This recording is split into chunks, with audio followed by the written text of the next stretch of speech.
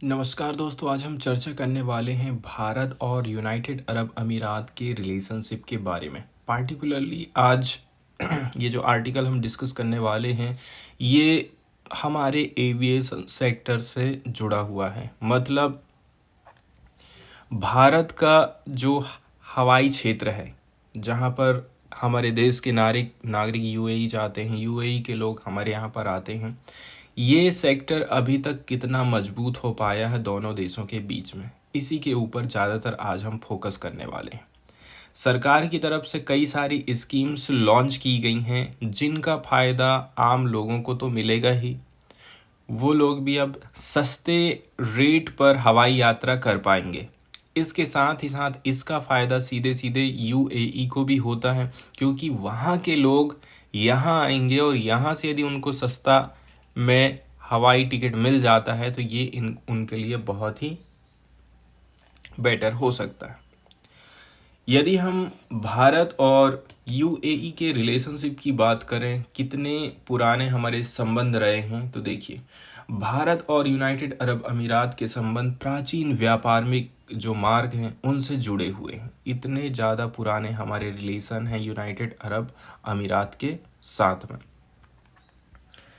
1971 में यूएई की स्थापना के बाद भारत ने 1972 में डिप्लोमेटिक रिलेशन स्थापित करे थे यूनाइटेड अरब अमीरात के साथ में। खाड़ी देशों में यूएई भारत का तीसरा सबसे बड़ा व्यापारिक साझेदार माना जाता है। इसके अलावा बहुत सारे लोग ऐसे हैं जो कि कमाई करने के लिए यूनाइटेड अरब अमीरात जाते हैं। मतलब कम से भी कम आप देखेंगे 3.5 मिलियन लोग यहाँ पर कमाई करने के लिए जा रहे हैं। इंडियन डिस्पोरा की यदि हम बात करें, भारतीय प्रवासी की बात करें, ट्रेड रिलेशन हमारे काफ़ी बेटर हो रहे हैं। 2022-23 में बायलैटरल ट्रेड हमारा पहुंच गया था 8 लाख करोड़ रुपया, मतलब 85 बिलियन डॉलर से अधिक रहा था। भारत यूएई का दूसरा सबसे बड़ा व्यापारिक भागीदार माना जाता है। इसके अलावा दोनों देशों ने comprehensive economic partnership agreement CEPA इस पर 2022 में हस्ताक्षर करे थे। इस प्रकार के जो एग्रीमेंट रहते हैं इसमें आप देखेंगे बहुत कम टैक्स लगाया जाता है। हम भी कम टैक्स लगाएंगे और सामने वाला कंट्री भी टैक्स कम ही लगाएगा। इसके अलावा यूनाइटेड अरब अमीरात भारत का तीसरा सबसे बड़ा तेल आपूर्ति करता है। सबसे ज़्यादा हम किससे ले रहे हैं? इराक से, फिर सऊदी अरबिया से, इसके बाद यूनाइटेड अरब अमीरात होता है। इसके अलावा भी एनर्जी के मामले में हम बहुत सारा कोऑपरेशन करके चलते हैं, जैसे कि यूएई भारत की एनर्जी सिक्योरिटी में महत्वपूर्ण भूमिका निभाता है।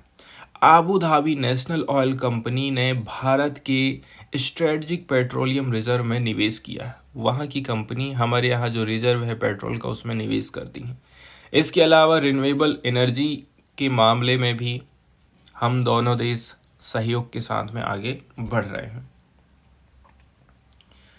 इसके अलावा हमारे जो रिलेशन हैं, चाहे वो ट्रेड से रिलेटेड हो, चाहे वो सिक्योरिटी से रिलेटेड हो, टाइम के साथ में बेटर होते जा रहे हैं। 2003 में भारत यूएई स्ट्रेटजिक पार्टनरशिप बनी थी। 2017 में दोनों देशों ने सीएसपी पर सिग्नेचर किए, कम्प्रहेंसिव स्ट्रेटजिक पार्टनरशिप के ऊपर सिग्नेचर करे। इसके अलावा हम लोग नौसेना, वायुसेना और थल सेना, ये सभी की एक्सरसाइज दोनों देश मिलकर के करते हैं। एग्जाम्पल के तौर पर हम बात करें डेजर्ट ईगल, ठीक है, ये एयरफोर्स का मिलिट्री एक्सरसाइज है। जायद तलवार, ये हमारा नेवी के लिए होता है। साथ ही साथ दोनों देश मिलकर के इंडो पैसिफिक ओशियंस इनिशिएटिव्स का समर्थन करते हैं। और IORA, Indian Ocean Rim Association, और IMEC, India Middle East Europe Economic Corridor में दोनों देश हाथ से हाथ मिला करके आगे बढ़ रहे हैं। बहुत सारे लोग ऐसे हैं जो कि भारत से यहाँ जाते हैं कमाई करने के लिए, और इससे भारतीय प्रवासी हर साल यूएई से लगभग 18 अरब डॉलर भारत भेजते हैं। तो इस प्रकार से देखा जाए तो दोनों देशों के रिलेशन काफ़ी बेटर रहे। अब हम सीधे चलते हैं एडिटोरियल की तरफ और देख लेते हैं इस एडिटोरियल को। ये जो एडिटोरियल है पार्टिकुलरली चर्चा करता है एविएशन सेक्टर में सुधार कैसे करके किया जा सकता है, कौन कौन से प्रयास अभी किए जा रहे हैं। तो देखिए, हमको जो आंसर राइटिंग करना है 250 शब्दों में, उसकी लाइनें कुछ इस प्रकार से होने वाली हैं। Beyond revisiting the regulatory frameworks, the UAE can support India's ambition to become a global aviation power house. Regulatory framework तो होना ही चाहिए हवाई यात्रा से रिलेटेड दोनों देश के बीच में। इसके अलावा यूनाइटेड अरब अमीरात इंडिया का पूरा सपोर्ट कर रहा है कि Bharat global aviation power house बन करके उभरे। इसके लिए यूएई की तरफ से पूरा प्रयास किया जाता है। हाल फिलहाल में बात करी जाती है, जो राइटर हैं एडिटोरियल को लिखने वाले, उनका कहना है कि मैं नवी मुंबई इंटरनेशनल एयरपोर्ट को घूमा था। उस समय मैं यहाँ की जो वृद्धि है, वृद्धि का मतलब ये है कि भाई इतना आगे इंडिया जो बढ़ चुका है, वर्ल्ड लेवल की जो फैसिलिटीज़ इंडिया प्रोवाइड कर रहा है अपने यात्रियों को, बेटर तरीके से यहाँ से उड़ानें भरी जा रही हैं पूरी देश दुनिया के लिए। तो ये सारी चीज़ें देख करके मैं बहुत ज़्यादा इम्प्रेस हुआ था। मतलब भारत का जो एविएशन सेक्टर है ना, वो एक्साइटिंग न्यू हाइट्स को अचीव कर रहा है। साथ ही साथ यही चीज़ एक न्यू एवेन्यूज़ प्रोवाइड करता है इंडियन ट्रैवलिंग पब्लिक को to benefit from increasingly interconnected world. इससे क्या हो पा रहा है, जो हमारा इंटरकनेक्टेड वर्ल्ड है, आपस में कनेक्टेड दुनिया है, उससे भारत के लोग आसानी से जुड़ पा रहे हैं। ये जो एविएशन सेक्टर है, भारत के पास पोटेंशियल है और ये चीज़ एक गेम चेंजर होने वाली है आने वाले फ्यूचर में। क्योंकि भारत का जो एविएशन सेक्टर है ना, वो तेज़ी के साथ में ग्रो कर रहा है। ऑलरेडी देखा जाए वर्ल्ड का थर्ड लार्जेस्ट डोमेस्टिक मार्केट माना जाता है नंबर ऑफ पैसेंजर के टर्म्स में। मतलब भारत की जनसंख्या ज़्यादा है तो एविएशन सेक्टर ज़्यादा अच्छा बड़ा खासा मार्केट तैयार करेगा, ज़्यादा लोग ट्रैवल करेंगे। साथ ही साथ गवर्नमेंट की तरफ से बहुत सारी स्कीम्स भी लॉन्च करी गई हैं। इसमें सबसे ज़्यादा महत्वपूर्ण जो स्कीम है सरकार की, वो है कैसे करके हम छोटे छोटे शहरों में एयरपोर्ट बनाएंगे और इन एयरपोर्ट में हम कम टिकट रखेंगे। इसका मतलब ये है कि भाई आम नागरिक की भी हवाई यात्रा कैसे करके करेगा, वो तभी कर पाएगा जब टिकट का प्राइस डाउन रहेगा। इसके लिए सरकार ने क्या बोला, 50% जो सीटें हैं वो आपको डिस्काउंट में बेचना पड़ेगा। और मुझे डिस्काउंटेड रेट में कब मिलेगा, जब मैं पहले से ही बुकिंग कर पाऊँगा। यदि मैं पहले से बुकिंग नहीं करता हूँ तो मुझे फिर टिकट महंगी खरीदनी पड़ेंगी। इस प्रकार से सरकार की ये योजना रही है। तो कुल मिलाकर के देखा जाए ये काफ़ी इम्पोर्टेंट हो जाता है कि भाई इक्वली विजनरी अप्रोच लेकर के हम आएंगे ताकि रेगुलेट कर सकें एंड इंटरनेशनल पार्टनरशिप हमारी बनी रहे।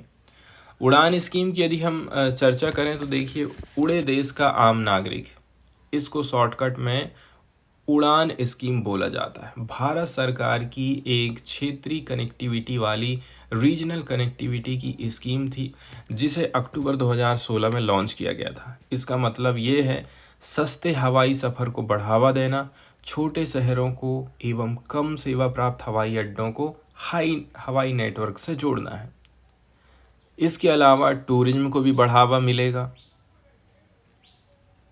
सस्ती हवाई यात्रा कैसे करके हो सकती है, सरकार ने इसके लिए सब्सिडी दी। 500 किलोमीटर तक की हवाई यात्रा यदि आप करते हैं तो आपको 2500 रुपये पर टिकट पड़ेगा। किराए की ये सीमा केवल सब्सिडी प्राप्त सीटों पर ही अवेलेबल रहेगी। एक फ़्लाइट में टोटल सीटों का 50% हिस्सा ही रियायती किराए पर अवेलेबल होता है। मतलब अधिकतम 40 सीट पर ही आपको कम रेट मिलेगा। उसके बाद की जो सीटें हैं, जैसे टोटल 80 सीट है, 80 में से 40 सीट सस्ते दाम पर बेची जाएंगी, बाकी की डबल तिबल चौबल जितने गुना हो सके उतने रेट में बेचा जाएगा। अब यहाँ पर हम चर्चा करते हैं यूनाइटेड अरब अमीरात और भारत के हवाई यात्रा से संबंध कैसे रहे हैं। आज के समय में देखा जाए यूएई इंडिया का most significant outbound travel market माना जाता है। इसका मतलब ये हो गया है कि 450 से भी ज़्यादा मिलियन लोग, 450 मिलियन इंडियन टूरिस्ट विजिट करे थे यूएई की 2023 में। प्रत्येक वीक आप देखेंगे Indian carriers fly over 600 times to UAE. हफ्ता में कम से भी कम 600 बार उड़ानें भर रही हैं हवाई जहाज़ यूनाइटेड अरब अमीरात के लिए, जबकि UAE carriers operate over 500 weekly services to India. America की तरफ से आप देखोगे ना तो लगभग 500 जो एक वीक में लगभग 500 बार उड़ानें भरी जा रही हैं वहाँ से भारत के लिए। लेकिन यहाँ पर दिक्कत वाली बात हो जाती है किस चीज़ को लेकर के। दिक्कत यहाँ पर पैदा हो रही है कि भाई हम पर्याप्त फ़्लाइटें नहीं चला पा रहे हैं, पर्याप्त हमारी फ़्लाइटें अवेलेबल नहीं हैं। इसके अलावा दूसरी चीज़ जो ध्यान में रखने वाली बात है वो ये है कि और भी शहर जो तेज़ी के साथ में ग्रो कर रहे हैं वहाँ पर भी हवाई अड्डे बनाना ज़रूरी है। वहाँ से डायरेक्ट फ़्लाइट हो यदि यूएई की तो ये और भी ज़्यादा बेटर रहेगा।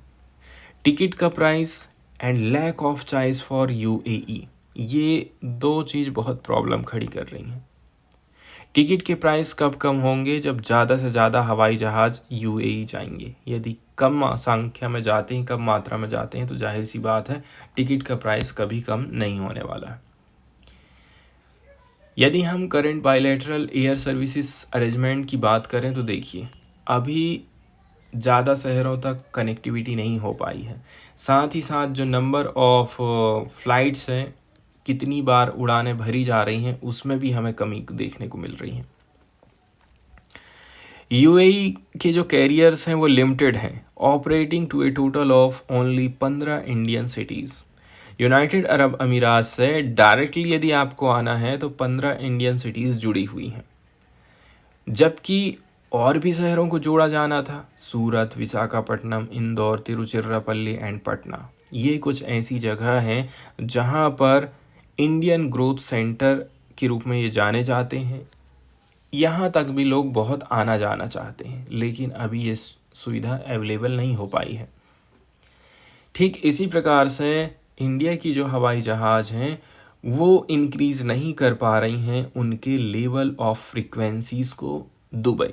मतलब जैसे अभी 4 बार हवाई जहाज़ जा रही है तो 10 बार हवाई जहाज़ दुबई यदि जाएगी तो ज़्यादा अच्छा रहेगा, ताकि लोग अपनी फैमिली से मिल सकेंगे, अपने बिजनेस पर्पस को पूरा कर पाएंगे एंड जो भी एक्टिविटीज़ करना चाहते हैं वो सारी एक्टिविटीज़ जा कर के कर सकते हैं।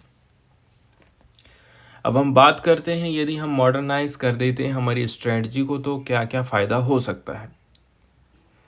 एस्टिमेशन ये सजेस्ट करता है कि हर 1% के इंक्रीज़ में यदि 1% भी ट्रांसपोर्ट होल्डर बढ़ जाते हैं तो आगे चल कर के 10 मिलियन इंडियंस लोग ट्रैवल करना चाहेंगे विदेश की। और ये जो सिचुएशन है आने वाले समय में और भी ज़्यादा बढ़ने वाली है, ये चीज़ कम नहीं होगी। इस चीज़ को हमें समझने की ज़रूरत है। आगे बात करी जाती है कि आखिर टिकट की जो प्राइस है वो बढ़ क्यों रही है, इसको आप कैसे करके रोकोगे। एयरलाइन के टिकट बढ़ते जा रहे हैं, यही एक समस्या है जिसके चलते चलते लोग कहते हैं नहीं हम तो ट्रेन में सफ़र करेंगे, हम हवाई जहाज़ में नहीं जाते, महंगा है किराया। Limit the ability of Indian citizen to travel abroad, यही एक दिक्कत है जिसके चलते चलते भारतवासी बाहर ट्रैवल नहीं कर पाते हैं। इसके लिए हमें थोड़ा सा एडवांसमेंट लाने की ज़रूरत है भारत और यूनाइटेड अरब अमीरात के संबंध में। इसमें हमें ज़्यादा इन्वेस्टमेंट करना है, ट्रेड को बढ़ावा देना है, इकोनॉमिक पार्टनरशिप को बेटर करने की ज़रूरत है, तो शायद ये जो टिकटों की कीमत बढ़ रही है उसको हम रोक पाएँ। इसके अलावा यूनाइटेड अरब अमीरात एंड इंडिया ने ऑलरेडी से एक्सपांड किया है कोऑपरेशन को ट्रेड एग्रीमेंट के माध्यम से, जैसे कि comprehensive economic partnership agreement CEPA 2022 में इसमें साइन हुआ था। यहाँ पर अर्जेंट ज़रूरत है कि हम और भी ज़्यादा प्रोग्रेसिव और ओपन अप्रोच लेकर के आए हवाई वाले सेक्टर में।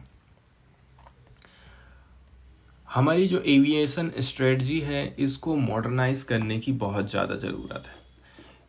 इससे क्या होगा, इकोनॉमिक मल्टीप्लायर्स, इन्वेस्टमेंट और भी ज़्यादा ड्राइव होगा। साथ ही साथ ये इंश्योर हो पाएगा कि हमारे जो एविएशन पार्टनरशिप है ये और भी ज़्यादा बेटर तरीके से काम करें।